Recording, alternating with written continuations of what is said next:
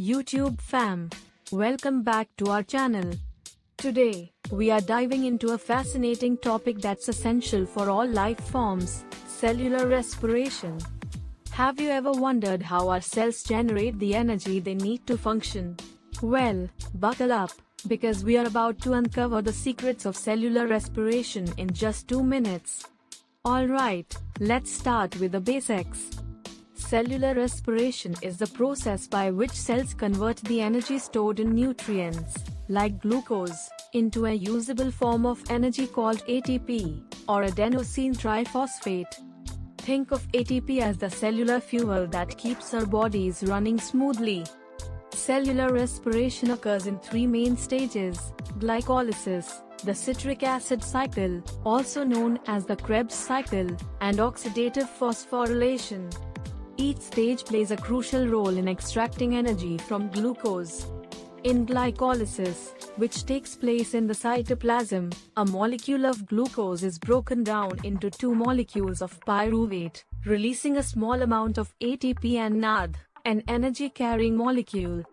The pyruvate molecules then enter the mitochondria, where the citric acid cycle occurs. During this cycle, more NAD and PANG2 molecules are produced, and carbon dioxide is released as a byproduct. Now, the real energy payoff happens in oxidative phosphorylation, which takes place in the inner mitochondrial membrane. Here, the accumulated NAD and PANG2 molecules donate their electrons to create an electron transport chain. As electrons move through the chain, protons are pumped across the inner mitochondrial membrane, creating a proton gradient.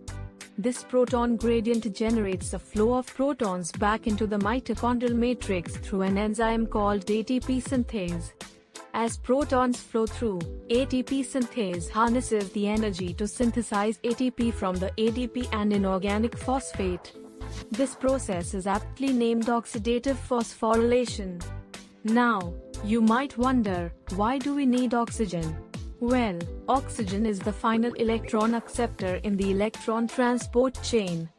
Without it, the entire process would come to a halt, and cells wouldn't be able to produce as much ATP. And there you have it, the incredible journey of cellular respiration, where glucose is transformed into usable energy, ATP, through glycolysis, the citric acid cycle, and oxidative phosphorylation.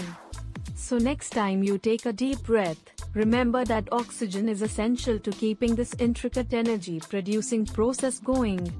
Thanks for tuning in, and don't forget to like, subscribe, and hit that notification bell for more mind-blowing science content.